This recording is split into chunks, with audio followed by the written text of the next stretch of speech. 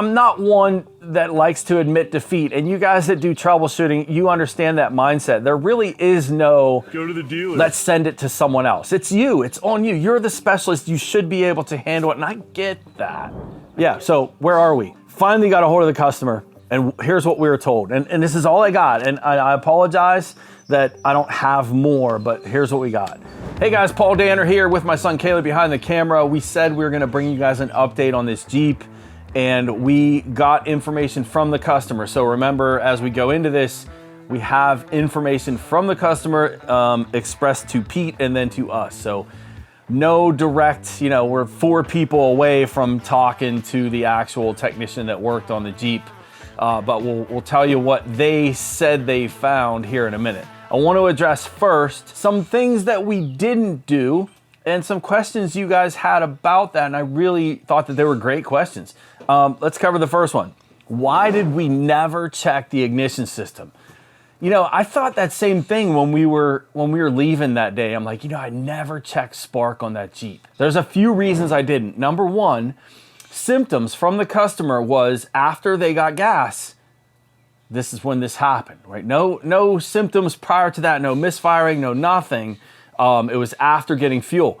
The second one was the ignition system and fuel system on this, the injectors and ignition coils, both share the same relay. The ASD relay powers ignition coils, powers fuel injectors. To have the injectors firing and not the ignition coils firing, slim to none. There's 2 fuses that branch off of that. If you look at the diagram, that there could have been a fault in the ignition feed circuit separately. But what happens when you have low voltage issues to ignition coils? Remember, they're coil unplug, 6 coils. All the coils are controlled directly by the ECM itself. No drivers in the coil, 2-wire coil design. What are the symptoms of low voltage on that design? You're gonna have fault codes. You're gonna have fault codes, most likely fault codes for coils. You're gonna have misfire complaints, and then of course, no start. And the car tried to start. It was trying to start. Spark was never on my mind. And you guys are right. I should have checked it. At the end, when you start circling back, which is what happens in these situations where you are having questions about what you're seeing and what you're doing, you tend to circle back to tests maybe you've already done or haven't done yet. Spark would have been one of those ones. Had we continued on this Jeep, in spite of what I just told you guys on why I didn't check it, had we continued, I would have wanted to verify spark. So that's one, ignition testing. Great questions.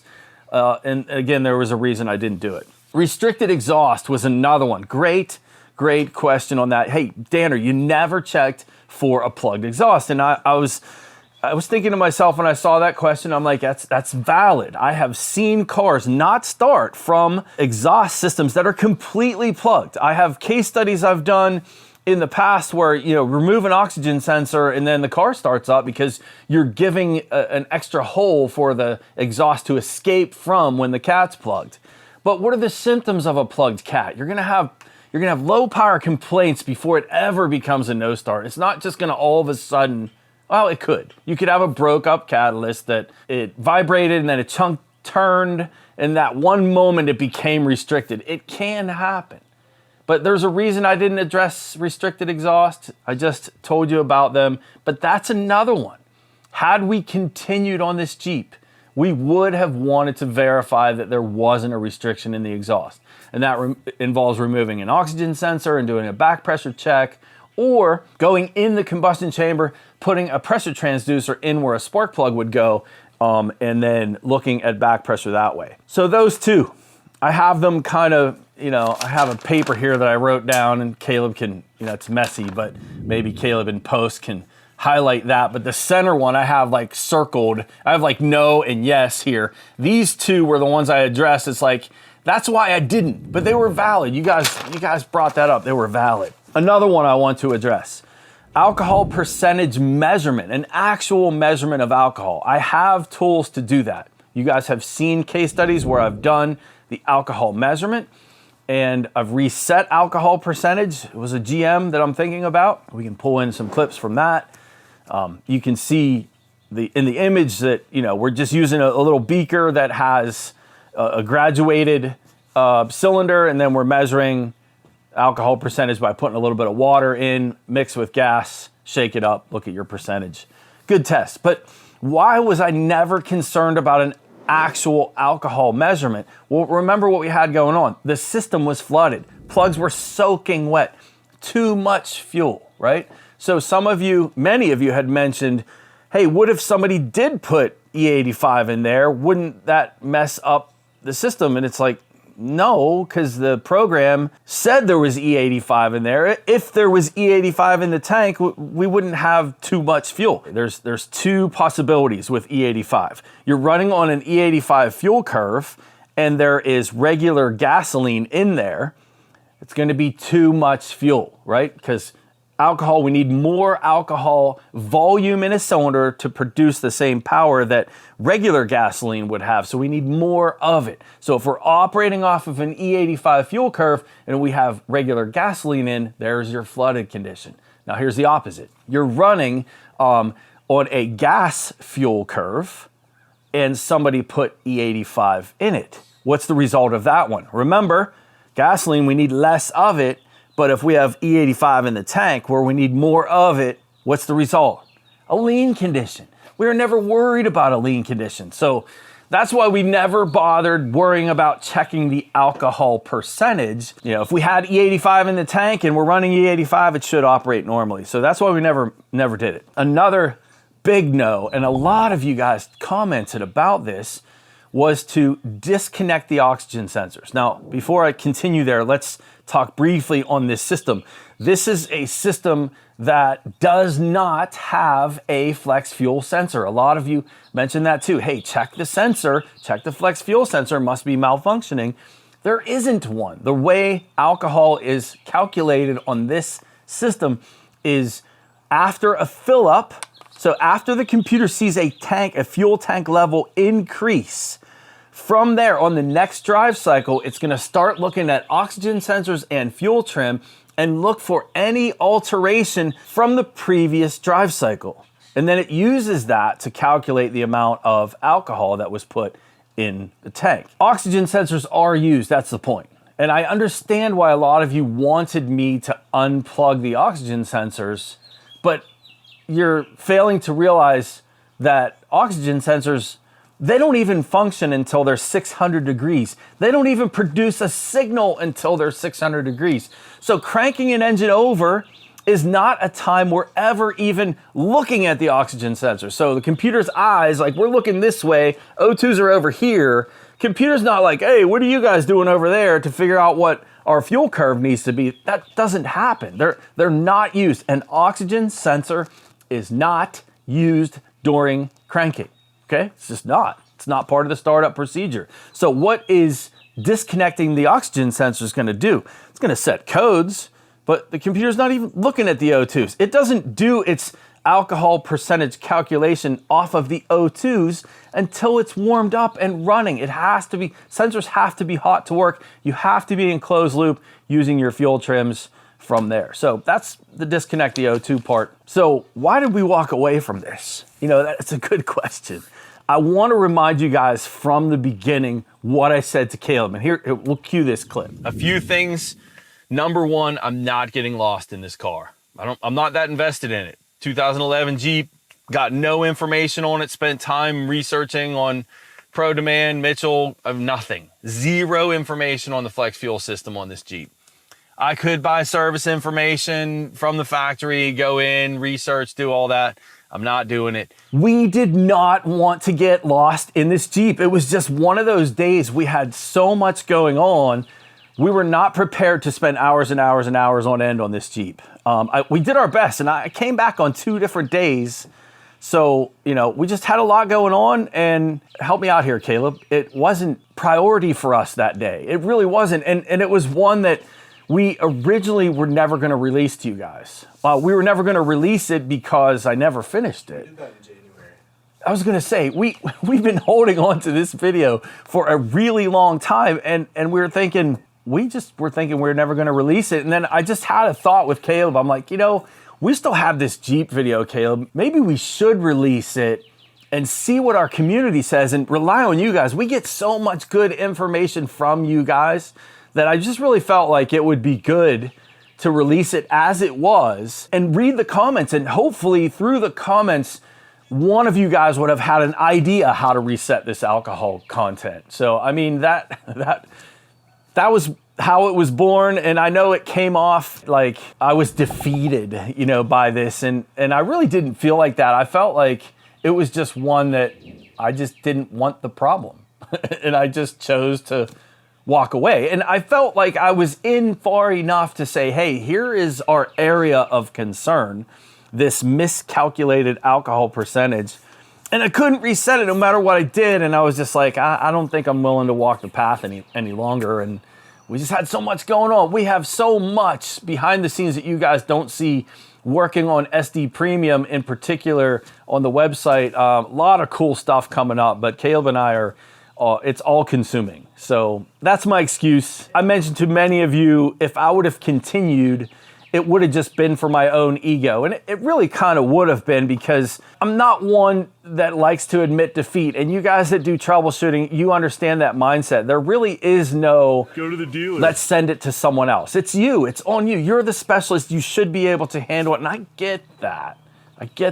But it was just weighing my pros and cons. How much time do I spend on this Jeep with all the other work I need to do? And it was just like, I'm done. So that's where we are. And I got some hell for that, but I get it. All of you guys saying, I can't believe you said those words. I can't believe you didn't finish. I can't believe you said send it to the dealer.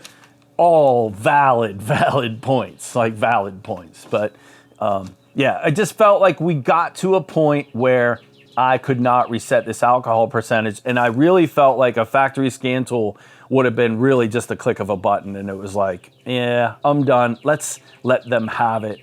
Does that make sense? Yeah. All right, so if we would have continued with this Jeep, I want to talk about some things that we would have done or needed to do. Number one is that injector pulse width reading on the scan tool. Ridiculous numbers, and you guys agreed with me. My decimal points were not off. A huge injector pulse width command. So one of the things that I would have wanted to do, because a lot of you were saying bad ECM, bad ECM, bad ECM, or try a new computer. I mean, you can't really try a new computer. It needs to be programmed to the car. That's a significant time factor there and cost factor. I'm not going to try a computer. To look at that pulse width number, though, it is pointing to some kind of software issue with the computer. Like, that's a pulse width number. It shouldn't even be possible. So one of the things that we would have had to do is an actual pulse width measurement. Lab scope on a signal wire, one of the injectors, compare to what the computer's command was, and look at those two, and then gauge on whether or not that ECM is doing something weird, right? So that would be one. Think about the time involved here as I'm mentioning these. An actual injector pulse width. Another one is, I never had good service information on this. If you guys remember, there was zero information in Mitchell on, which is the program we run, on this flex fuel system. There was nothing. I would have needed to purchase service information that I could use and research this further, which I did not have. There's another one too I'm thinking of as far as no starts go, and it would be a head gasket. And I mentioned this in the video about, I had a vehicle that had a flooded condition from coolant contamination, an EGR passage on an older 3800 engine. The cooler line ruptured, and it was pulling coolant into the intake and soaked all the plugs. And that's a 3-part series that was really difficult for me, and it ended up being, yeah, coolant. I licked the spark plug and it tasted like antifreeze. I'm like, oh my goodness. Yes, I licked all the spark plugs. That spark plug tastes like sugar. Why do all of the spark plugs taste like sugar? Antifreeze is very sweet. So head gasket check would have been another one. And then how do we get this thing to start? Some of you had great suggestions, and these are things I should have done, should have thought about. Because I can't get to the other 3 injectors. They're under the manifold. I can only get to 3 of them. What I could have done is disabled the fuel pump. I had my pressure gauge already on there. I could have bled the pressure out so we wouldn't have residual fuel as I'm cranking it. Bled the pressure out, pull the fuel pump relay out, pull those 3 plugs back out, clean them, put oil in the cylinder so I have 3 that are ready to go, and then just crank it over without the fuel pump operating. That was a great idea. I should have done that. Another great idea was using, I used to have access to an OTC fuel injector cleaner. It's a aluminum cylinder that has a gauge on it. You put a mix of cleaner and fuel in there, and you run it off of air pressure. So air pressure forces into this canister. You plug it into where your gauge goes, and then you can run the car off this canister. Great suggestion. That would have been great. I should have thought of that. Then we could not have to worry about what was in the tank. We could have even got a little cylinder of E85 and see if it ran off of that. Some other suggestions were to disable a fuel pump, keep that out of the picture, and then use brake clean or something flammable in the intake and have it run only off of that, eliminating fuel concerns in the tank. Great suggestions, although when you're spraying a lot of fluid in the intake, you gotta worry about backfiring. I actually caught a car on fire once.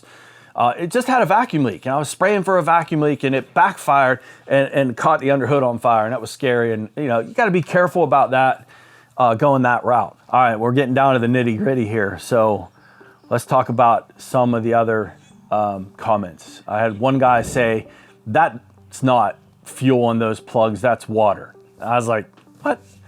That's not water." I'm looking at it. It smells like fuel. It looks like fuel. We took the plug out, and Caleb can pull this clip in. On the one part, you can see the fuel vapors coming out of this cylinder. There was so much gasoline in this. So I just disregarded that comment. I'm not sure I'd be able to tell what water looks like compared to fuel. Anyway, another one had mentioned water contamination, and I said, I even replied to this person. I was like, no, because we pulled 5 gallons of gas out. Remember, Caleb, we pulled 5 gallons out, right, to get a fuel level drop, and then we put it back in. And admittedly, I was never looking for water in the gas, but I said, no, water contamination, no, not possible. Just, we would have seen that. And yeah, so where are we? Finally got a hold of the customer. And you know where I'm going with this. I've mentioned water twice now. And here's what we were told. And this is all I got. And I apologize that I don't have more, but here's what we got. The customer stated to Pete that they told her there was water in the gas. They drained the gas and put spark plugs in it. That's it. That's what we got. It was water contamination. Again, this is only secondhand information, but she's driving the Jeep, and there's no reason to believe that she was told something false. Remember, this happened after she got gas.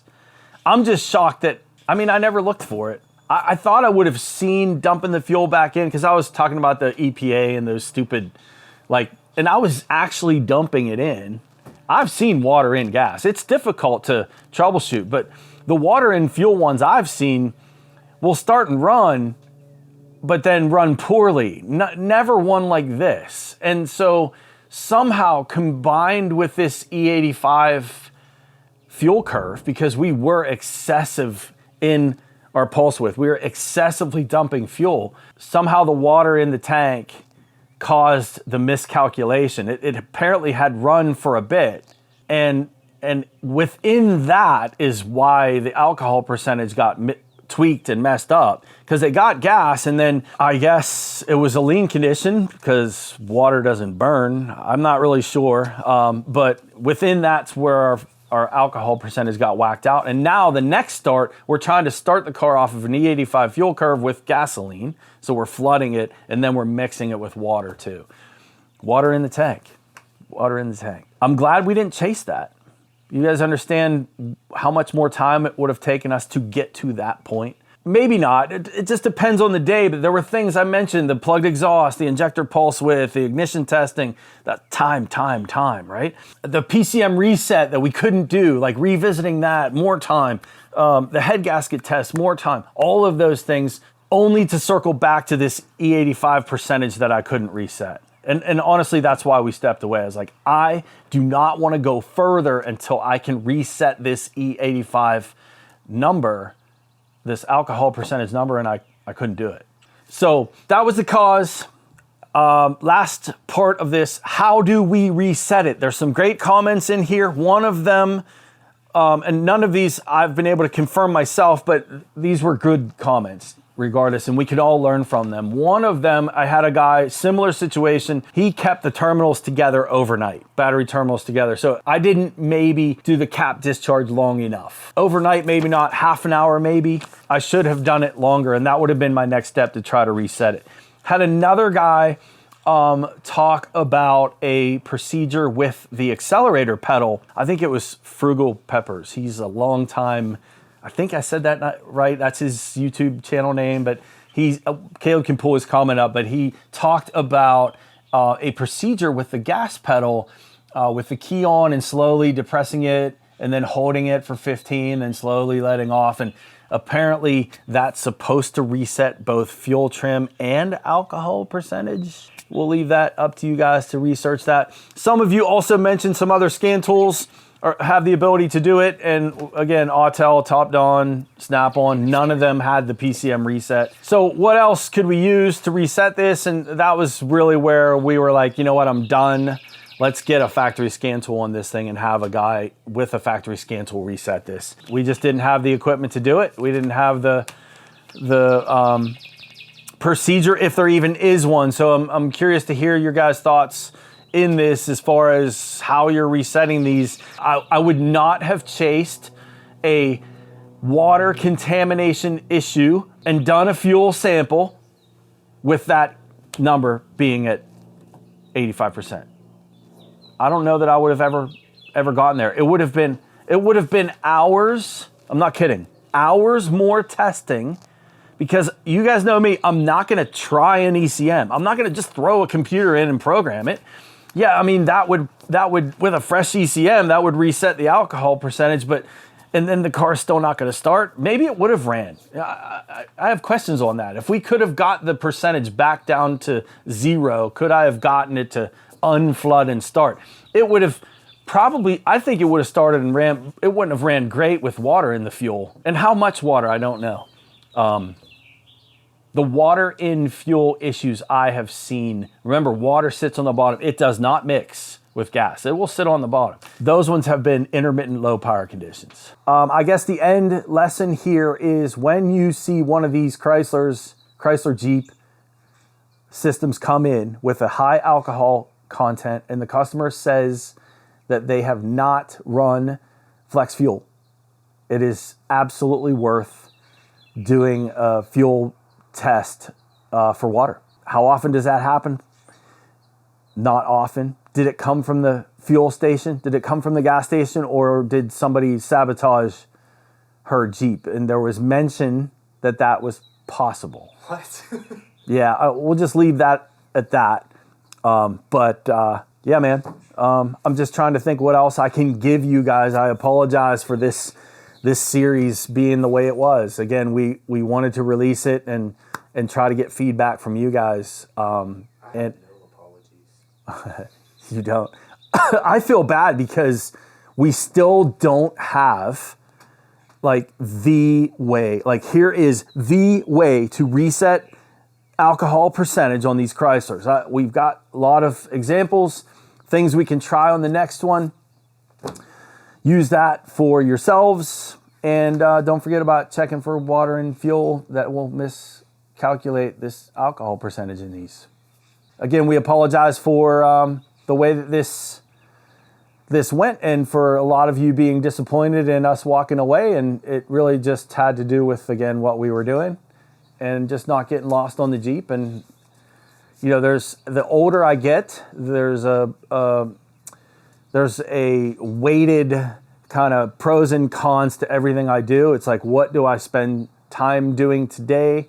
And the Jeep was just not priority, and that just didn't come off very well. And I understand why people were upset about it. So, do you have any final thoughts, Caleb? No, I mean, I think the main thing was the time factor, because it's not even just your time. It's like, I have to take time out to film, but I'm also producing all the content for all the other creators. So any time we spend filming is hours of editing lost. Yes. So for me, that's a factor too. Yeah, and I think of those, and people don't see that. Like, Yeah. I think of those in my mind. It's like, okay, if we had, let's say we had 3 more hours in this Jeep, maybe 4 to get finally to that fuel point, if we ever did. 4 hours of editing footage for Caleb is hours and hours and hours and hours and hours and hours putting that together. Yeah, it just wasn't.